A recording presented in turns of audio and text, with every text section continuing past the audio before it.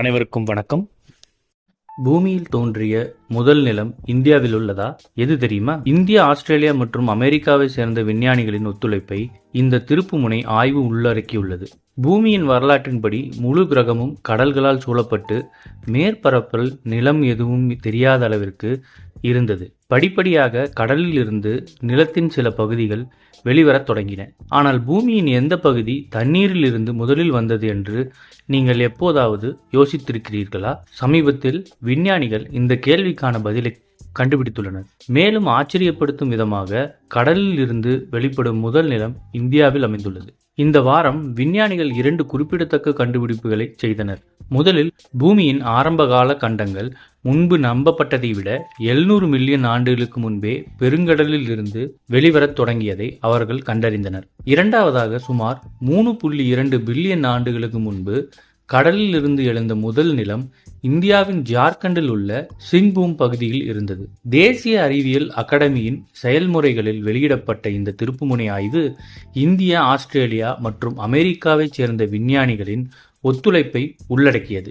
இந்த பண்டைய கால வரலாற்றை கண்டறிய ஆராய்ச்சியாளர்கள் சிங்பூம் பகுதியில் இருந்து மணல் கற்களை ஆய்வு செய்தனர். இந்த மணற்கற்கள் 3 பில்லியன் ஆண்டுகளுக்கும் மேலான பழங்கால நதி கால்வாய்கள், அலைகள் மற்றும் கடற்கரைகளின் புவியியல் ஆதாரங்களை வெளிப்படுத்தின. இந்த ஆதாரம் பூமியின் வளிமண்டலத்துடன் தொடர்பு கொண்ட ஆரம்ப மேலோட்டமாக இருந்தது என்று கூறுகிறது. சிங்பூம் நிலப்பரப்பு கடலில் இருந்து எழுவதற்கு காரணமான சக்திகளையும் ஆராய்ச்சியாளர்கள் ஆராய்ந்தனர். அப்பகுதியில் உள்ள மணற்கற்கள் மற்றும் கிரானைட் இரண்டையும் படிப்பதன் மூலம் இந்த செயல்முறை எப்போது எப்படி நடந்திருக்கும் என்பது பற்றி நுண்ணறிவுகளை அவர்கள் பெற்றனர். சுமார் 3.5 முதல் 3.2 பில்லியன் ஆண்டுகளுக்கு முன்பு பூமியின் மேலோட்டத்திற்கு அடியில் உள்ள சூடான மாக்மா கிராட்டனின் சில பகுதிகளை தடிமனாக்கியது என்பதை அவர்கள் கண்டுபிடித்தனர். இந்த தடிமனான மேலோடு சிலிக்கா மற்றும் குவார்ட்ஸ் போன்ற லகுவான பொருட்களால் நிறைந்துள்ளது. இதன் விளைவாக கிராட்டன் அதை சுற்றியுள்ள அடர்த்தியான பாறைகளை விட தடிமனாகவும் வேதியியல் ரீதியில் லகுவாகவும் மாறியது. இதனால் அது தண்ணீருக்கு மேலே உயர்ந்தது. காலப்போக்கில் இந்த பகுதியில் உள்ள மேலோடு சுமார் 50 கிலோமீட்டர் வரை தடிமனாக மாறியது. இது ஒரு பனிப்பாறை போல் கடலில் மிதக்க அனுமதிக்கிறது.